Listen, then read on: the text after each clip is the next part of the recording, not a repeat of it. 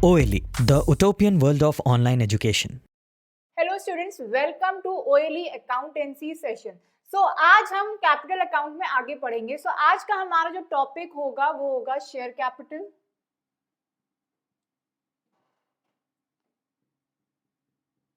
साथ ही साथ हम कवर करेंगे इशू ऑफ शेयर्स।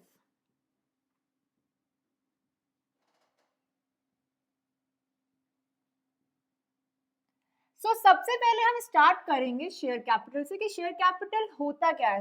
हम लोग एकदम बेसिक से चलेंगे to the hard level, to the difficult level, ताकि आप लोगों को सारी चीजें बेसिक से क्लियर हो। First thing that we need to understand is the meaning of share capital, कि शेयर कैपिटल होता क्या है। ओके हम सब जानते हैं कि बिजनेस में हमें किसकी रिक्वायरमेंट होती है, कैपिटल। हम इस नाम को तो जानते थे कि कैपिटल क्या होती है, ठीक है। ये शेयर कैपिटल क्या होती है? So we all know capital is what? Amount invested in a business is called as capital. Okay. So यहाँ पे अगर capital हम raise कर रहे हैं by issuing shares, that capital is called as what? Share capital. तो सीधी भाषा में कहें, capital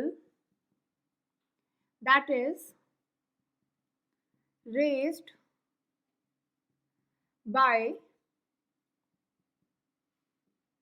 issuing shares are called share capital.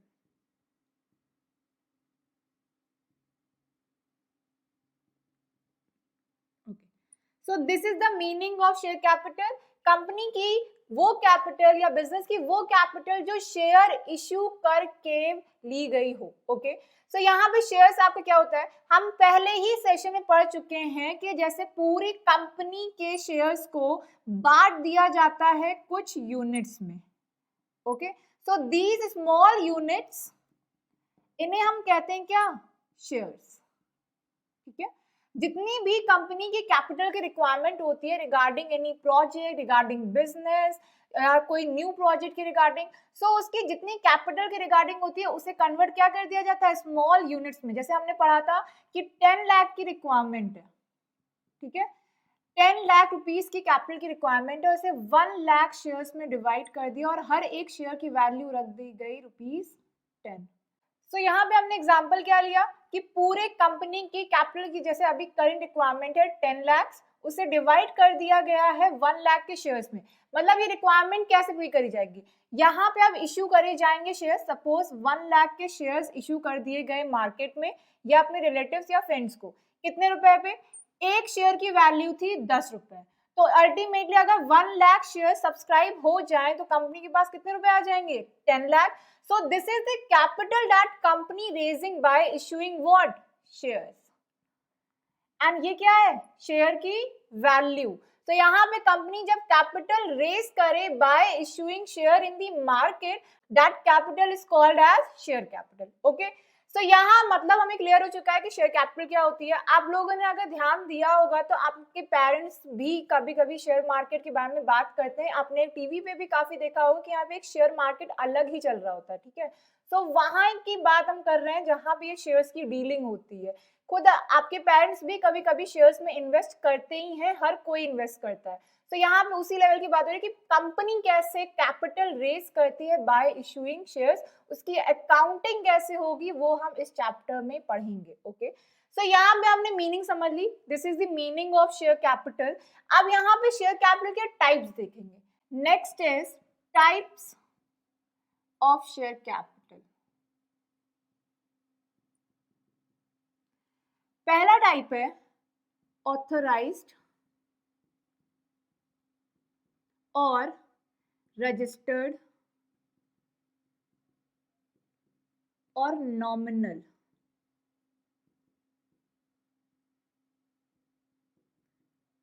The first and most important share capital type is authorized, उसका दूसरा नाम है registered capital, and third name is nominal capital.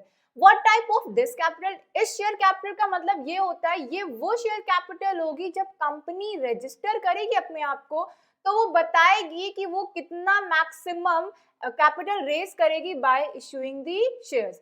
Company अपने पूरे लाइफ टाइम में वो इतने ही कैपिटल की शेयर इशू कर सकती है, इससे ज्यादा नहीं कर सकते।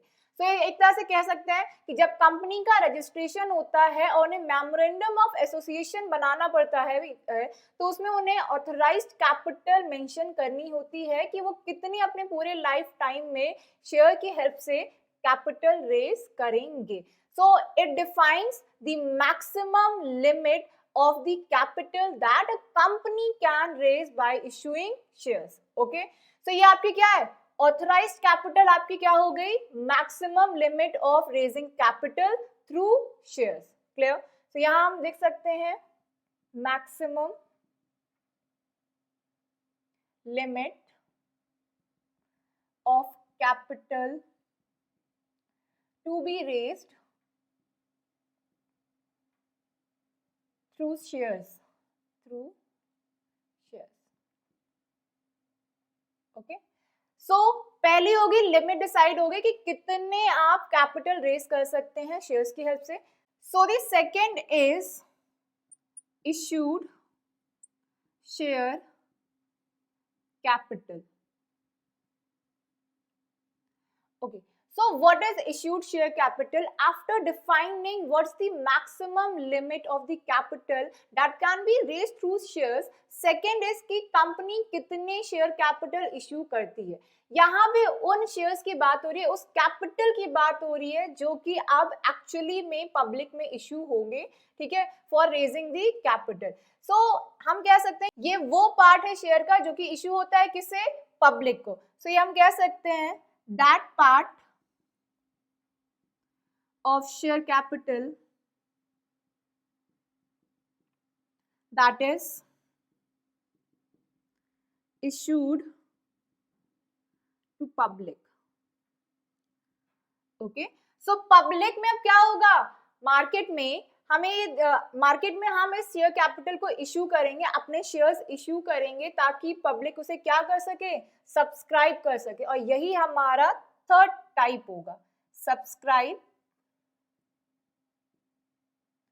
Share capital.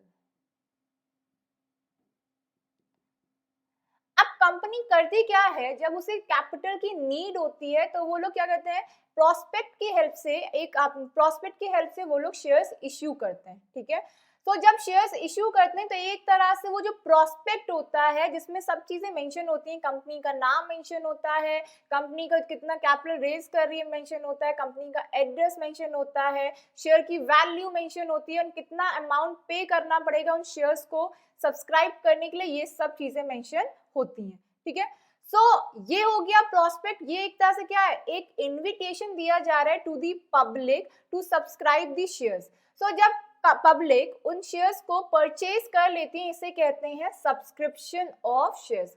फिर से समझते हैं, पहले हो गई हमारी ऑथराइज्ड शेयर कैपिटल जिसमें ये डिफाइन किया गया कि कितनी मैक्सिमम कैपिटल रेज की जा सकती है बाय इशूइंग शेयर्स. सेकंड, कितने शेयर्स इशू करे जा रहे हैं कंपनी के through in the market to raise the capital, ये हो गई हमारी issued share capital. Next, subscribe share capital, जितने कंपनी ने इश्यू किए हैं शेयर से उसमें से कितने एक्चुअली पब्लिक ने परचेज कर लिए हैं. तो जब पब्लिक परचेज कर लेगी शेयर्स को उसे कहते हैं सब्सक्राइब शेयर कैपिटल. क्लियर. तो ये आपकी वो शेयर पार्ट है जो एक्चुअली में परचेज कर लिए जाते हैं बाय दी पब्लिक. तो यहाँ हम सीधे लिख सकते हैं शेयर्स दैट इज subscribed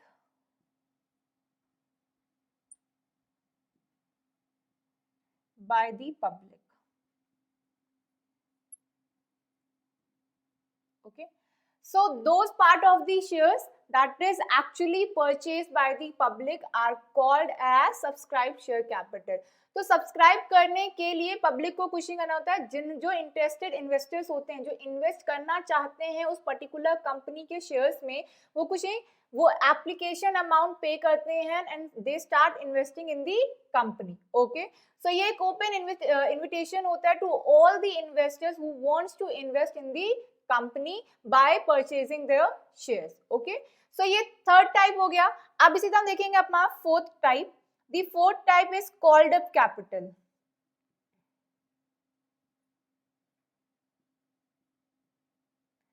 ये वो पार्ट ऑफ द कैपिटल है जो इश्यू होने के बाद जब सब्सक्राइब हो जाए तो उस पर पेमेंट के लिए कॉल की जाती है कि आप शेयर की वैल्यू आप आके पे कर लीजिए। जैसे यहाँ पे एक शेयर की वैल्यू 10 है, ठीक है, तो ये पार्ट्स में बुलाए जाते हैं, एक साथ 10 रुपीज आपके नहीं मंगवाए जाते हैं। और कहा जाता है कि जैसे अभी आप फर्स्ट कॉल दे दीजिए 3 रुपीज की, नेक्स्ट 3, नेक्स्ट 2 एंड नेक्स्ट 10, इस तरह से काइंड ऑफ डिवाइड कर दिया जाता है। जो पहली पेमेंट देनी नेसेसरी होती है वो होती है एप्लीकेशन मनी, उसे कहते हैं एप्लीकेशन मनी। ये आपको स्टार्टिंग में पब्लिक को, जो भी इंटरेस्टेड इन्वेस्टर्स हैं उन्हें ये पे करना पड़ता है। यही आपका एक तरह से सब्सक्रिप्शन का अमाउंट होता है कि हाँ हम शेयर्स परचेज करना चाह रहे हैं, ठीक है। तो ये आपका ये होता है कि subscription amount that you need to give to show the willingness कि you want to purchase the shares of the company, okay. So ये आपको अमाउंट तुरंत पे करना होता है। नेक्स्ट अमाउंट होता है अलॉटमेंट का। कभी कभी होता है कि कंपनी के पास बहुत सारे एप्लीकेशंस आ जाते हैं regarding purchasing of the shares, तो कंपनी हर किसी को नहीं शेयर्स अलॉट करती है, जिन्हें कुछ ही लोगों को हो सकता है वो अलॉट करती है। तो जिन्हें वो अलॉटमेंट कर देती हैं शेयर्स का, फिर उसकी टाइम पे उनसे एक और अमाउंट मंगवाया जाता है, नेक्स्ट अमाउंट, उसे कहा जाता है अलॉटमेंट मनी,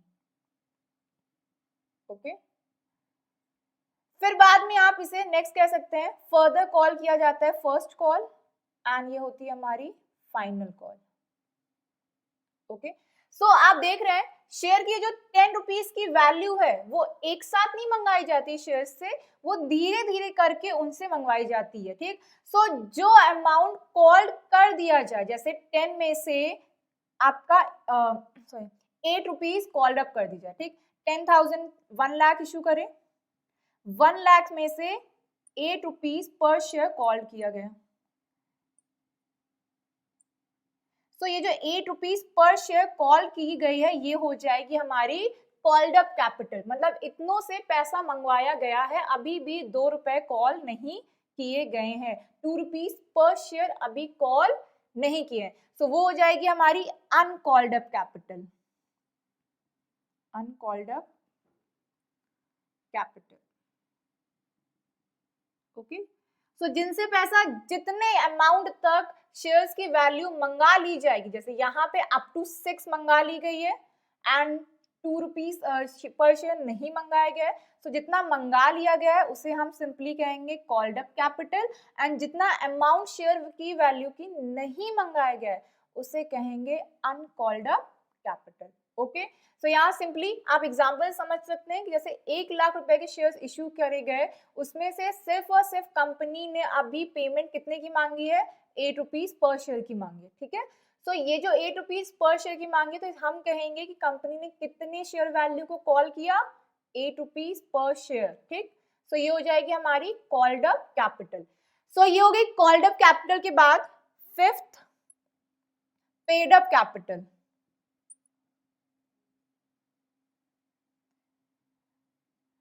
अभी मैंने आपसे पूछा कि अभी मैंने आपको बताया कि जब company ask the amount of the shares and call करती है कि आप शेयर वैल्यू का अमाउंट आपको इतना पे करना है, वो होती है आपकी क्या, कॉल्ड अप कैपिटल। सो जब शेयर होल्डर्स जो शेयर्स परचेज करेंगे वो आके उसकी पेमेंट कर देते हैं, उसे कहते हैं पेड अप कैपिटल। अब जैसे यहाँ पे बताया 1 लाख रुपए के शेयर्स इशू करे थे, ठीक, हर शेयर की वैल्यू 10 थी, 10 में से कितनी कॉल करी, 8 को कॉल करी, और 8 ने पेमेंट नहीं करी, पेमेंट सपोज करते हैं कि 6 तक ही हो पाई, बाकी कुछ शेयर होल्डर ने पैसे नहीं दिए। तो जितने शेयर होल्डर, जैसे सपोज 1 लाख में से 10,000 शेयर होल्डर्स ऐसे हैं जिन्होंने 2 रुपीज पर शेयर पेमेंट ही नहीं करी है,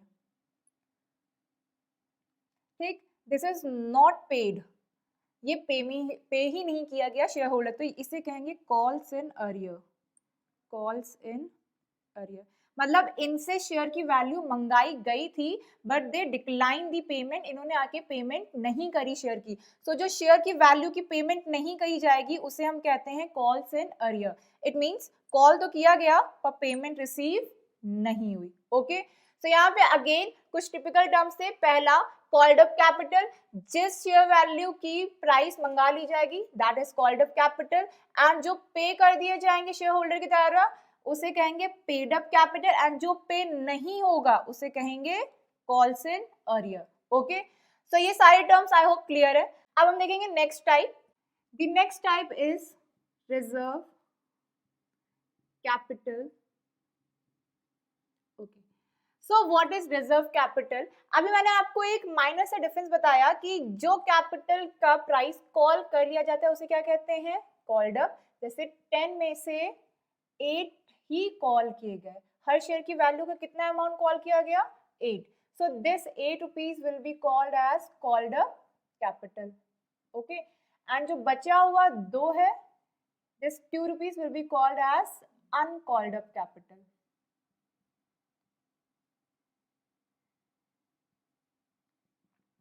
ओके, सो ये जो आपके 2 रुपए हैं जो अभी तक कॉल नहीं किए गए हैं, एंड कंपनी डिसाइड अगर ये कर ले कि इसे कंपनी कॉल नहीं करेगी, ये इसे तभी कॉल करेगी जब कंपनी का क्या होगा? वाइंडिंग अप, मतलब जब कंपनी बंद हो रही होगी, ठीक है, और उसे अपने डेट्स पे ऑफ करने होंगे। तो कंपनी डिसाइडेड कि हमने अभी जो भी कैपिटल इशू करी है, हम उसे सारा का सारा अभी कॉल नहीं करेंगे।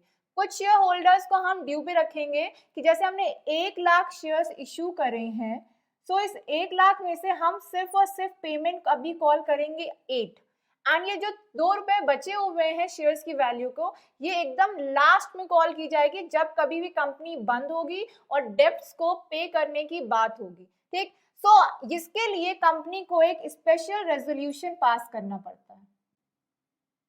स्पेशल रेजोल्यूशन पास करना पड़ता है under section 99 of companies act.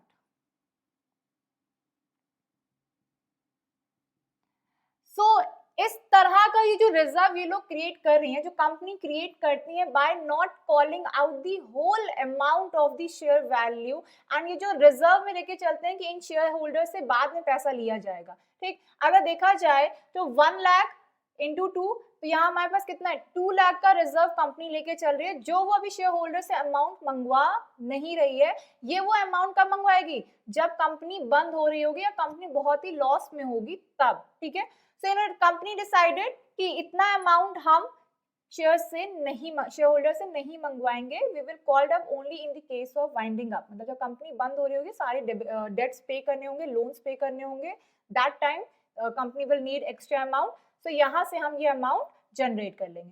ठीक, तो इस तरह के रिजर्व को क्रिएट करने के लिए company needs to do what? They needs to pass on the what? Special resolution under which section? Under section 99 of the companies act. Okay, so ये जो रिजर्व लेके चल रहे हैं, इस रिजर्व को कहते हैं रिजर्व कैपिटल। अब आपको एक और नाम याद आ रहा होगा कि कहीं हमने ऐसे पढ़ा है, तो आपको एक नाम स्ट्राइक हो रहा होगा, कैपिटल रिजर्व, जो आपने 11th में पढ़ा था। ठीक है, but this is totally different from reserve capital. Capital reserve और रिजर्व कैपिटल में बहुत बड़ा फर्क है।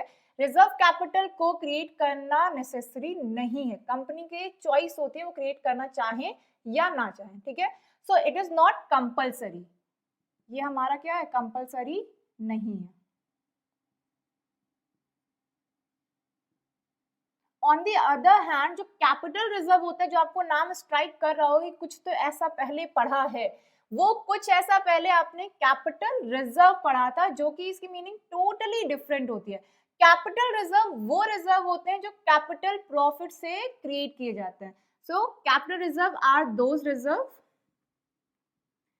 Created out of capital profits, ना कि शेयर वैल्यू को अनकॉल्ड अप, ना कि शेयर वैल्यू की अनकॉल्ड अप वैल्यू से क्रिएट किए जाते हैं। जैसे यहाँ पे शेयर वैल्यू थी 10 एंड उसमें से 8 कॉल कर दी गई एंड 2 कॉल नहीं की गई, बाद में कॉल करेंगे, दैट इज जब कंपनी की वाइंडिंग अप हो रही है। और यहाँ पे क्या है? जब भी कंपनी को कैपिटल प्रॉफिट होगा।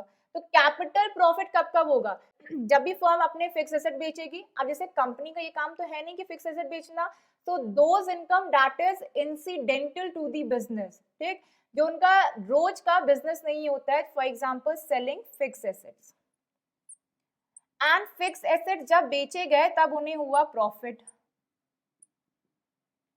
तो इस प्रॉफिट को हम क्या कहेंगे? Capital profit.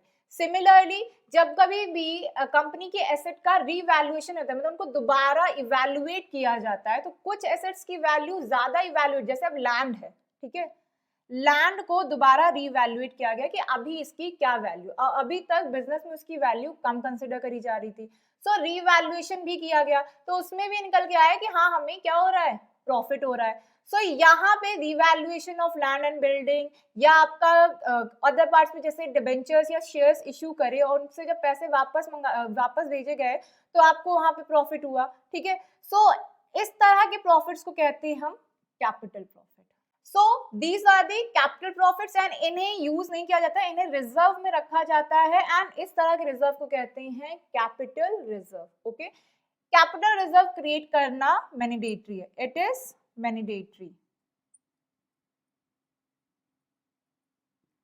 नेक्स्ट हमने देखा कि रिजर्व कैपिटल को क्रिएट करने के लिए हमें क्या चाहिए, एक स्पेशल रेजोल्यूशन पास करना पड़ता है। On the other hand capital reserve के लिए कोई भी स्पेशल रेजोल्यूशन पास करने की रिक्वायरमेंट नहीं है। Clear? Okay, so this is the difference between capital reserve and reserve capital. Capital reserve को आप फॉर द डेवलपमेंट और for further benefits of the business के लिए यूज कर सकते हैं। On the other hand reserve capital को सिर्फ और सिर्फ हम कब यूज कर सकते हैं, जब कंपनी लॉस में हो एकदम और बंद होने के कगार पे, ओके, एंड वहां पे हमें ड्यूज पे करने हो, जैसे लोन्स, बोरोइंग्स, ये सब हमें पे ऑफ करने के लिए अमाउंट नीडेड हो, सिर्फ तभी हम रिजर्व कैपिटल का यूज कर सकते हैं। Okay, so this is the difference between reserve capital and capital reserve. ये आपके शेयर कैपिटल का ही पार्ट होता है जो, और कैपिटल रिजर्व आपके शेयर कैपिटल का पार्ट नहीं है। दैट्स व्हाई ये आपका कहाँ दिखाता है, ये आपका शेयर कैपिटल बैलेंस शीट में शेयर कैपिटल की हेडिंग में ये आपका जाएगा रिजर्व एंड शेयर कैपिटल की हेडिंग पे, ठीक। So these are the types of share capital. First is authorised, मतलब maximum limit of the amount that can be raised by the shares. Issued capital, जो कि पब्लिक को issue की जाती है। सब्सक्राइब, जो पब्लिक एक्चुअली में परचेज करती है। नेक्स्ट कॉल्ड अप कैपिटल, मतलब शेयर की वैल्यू कितनी कॉल्ड अप की गई है, कितना कंपनी ने आस्क किया है शेयर होल्डर्स की और वो ने पे आके कर दें, ठीक। जैसे हमने यहाँ बताया 10 शेयर वैल्यू थी एंड कंपनी ने आस्क किए 8 rupees per share from each and every share holders. Okay, so ये 8 रुपीज पर शेयर क्या है, called up capital. Paid up capital क्या होगी, वो कैपिटल की वैल्यू जो कॉल करी गई है और शेयर होल्डर से आके पे कर दी, उसे कहेंगे पेड अप। एंड जो अगर पेमेंट नहीं कर पाए शेयर होल्डर्स, जिन शेयर्स की वैल्यू को कॉल किया गया, जैसे अभी बताया था 8 में से कुछ शेयर होल्डर्स ने सिर्फ और सिर्फ पेमेंट करी 6 की और 2 की पेमेंट नहीं करी, ठीक। तो ये जो कॉल्ड अप हो गई ये 8, इसे कहेंगे कॉल्ड अप कैपिटल, इसे कहेंगे पेड अप कैपिटल। और ये जो 2 रुपए पे नहीं किए कुछ शेयर होल्डर से, मना कर दिए पेमेंट से, इसे कहेंगे कॉल्स इन अरियर। ओके, हमें फर्दर जर्नल एंट्रीज भी इसी की देखनी है, अकाउंटिंग भी हमें इसी की करनी है, तो आपको मतलब बहुत क्लियर होना चाहिए। एंड आई होप इस सेशन में आपको ये मीनिंग्स क्लियर हो जाए। ओके, सो ये हो गई शेयर कैपिटल। अब हम देखेंगे इश्यू ऑफ शेयर्स का क्या मतलब है। अब इश्यू ऑफ शेयर्स यहाँ पे देखना है कि कैसे कंपनी शेयर्स इश्यू कर सकती है। पहला मेथड है प्राइवेट प्लेसमेंट से। प्राइवेट प्लेसमेंट ऐसा मेथड है जो यूजुअली प्राइवेट कंपनी ही यूज करती है एंड रीजन आप सबको पता होगा। लास्ट सेशन में हमने डिफरेंस स्टडी किया था between private company and public company. Private company जो होती है वो सिर्फ और सिर्फ अपने रिलेटिव्स, फ्रेंड्स एंड अपने एम्प्लॉयज से को शेयर इशू कर सकती है, ठीक। बट पब्लिक कंपनी पूरे पब्लिक में अपने क्या कर सकती है, शेयर इशू कर सकती है, जनरल पब्लिक को इन्वाइट कर सकती है to subscribe their shares, but ऐसा प्राइवेट कंपनी नहीं कर सकती है। सो ये जो प्राइवेट प्लेसमेंट है इसमें भी क्या होता है, इसमें शेयर्स इश्यूज होते हैं to the relatives, to the friends and to the employees of the company. जब शेयर्स इशू करे जाएं किसे, friends, relatives and employees. Okay, so इस तरह की इशूइंग ऑफ शेयर्स को हम क्या कहते हैं, प्राइवेट प्लेसमेंट। नेक्स्ट टाइप है पब्लिक सब्सक्रिप्शन।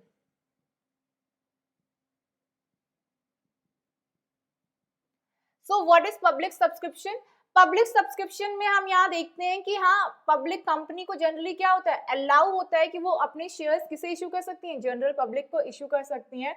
सो इस तरह के इशू ऑफ शेयर्स को क्या कहते हैं, पब्लिक सब्सक्रिप्शन, जिसमें जनरल पब्लिक को इनवाइट किया जाता है to subscribe the shares. That type of issuing of shares is called as public subscription. और ये कैसे होगा, बाय इशूइंग प्रोस्पेक्ट, जिसको मैंने अभी आपको बताया था। ओके, सो प्रोस्पेक्ट एक इशू किया जाता है टू दी जनरल पब्लिक, जो कि काम करता है कि इनविटेशन की तरह टू दी पब्लिक। ओके, अब इस प्रोस्पेक्ट में सारी डिटेल होती है about the shares, about the company and about the share value, and कितना सब्सक्रिप्शन अमाउंट देना होगा, दैट इज एप्लीकेशन मनी देनी होगी पब्लिक को to purchase the share value. Okay, so ये होगी public subscription. Next, in consideration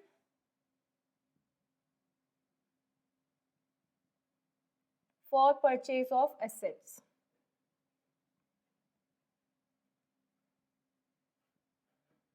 So sometimes company do what? Company assets purchase करती है और एसेट्स की पेमेंट करने की जगह they issue the shares to the seller, ताकि उन्हें पेमेंट ना करनी पड़े। सो इन कंसिडरेशन वो शेयर्स इशू कर देते हैं, मतलब वो पेमेंट वहां नहीं होती है, वहां पे जैसे उनके शेयर्स की कुछ वैल्यू है मार्केट में, ठीक है। तो जो सेलर होगा, जब वो इसको परचेज नहीं करने पड़ेंगे शेयर्स को, वो सीधे क्या कर सकता है, कंपनी उसे सीधे क्या करती है, शेयर्स इशू कर देती है about the value of the asset. जितनी भी वैल्यू होती है एसेट्स की, उस वैल्यू की उन्हें शेयर्स इशू हो जाते हैं, एंड यहाँ कंपनी को भी पे नहीं करना पड़ता है, and that particular person gets the shares of that company, जिससे बाद में उन्हें फ्यूचर में बेनिफिट होगा। कंपनी में जो भी एक्सेस प्रॉफिट होगा उसका वो पार्ट हो सकता है, डिविडेंड उसे रिसीव होगा। So it's kind of investment that seller do. Okay, so यहाँ पे एक और आपका टाइप हो गया शेयर इशू करने का। 3 रीजन बेसिकली हो सकते हैं, private placement with in the company हो सकता है आपका इशू ऑफ शेयर्स, पब्लिक को इश्यूज कर सकते हैं, and in consideration for purchase of assets, जहां पे हम एसेट्स की पेमेंट ना करके शेयर्स इशू कंपनी कर सकती है। Okay, so this is the meaning of share capital and issue of shares. Next हम लेक्चर में हम देखेंगे कि practical overview of all these things जो आज हमने पढ़ी हैं। Okay, that's all for today's session. Thank you class.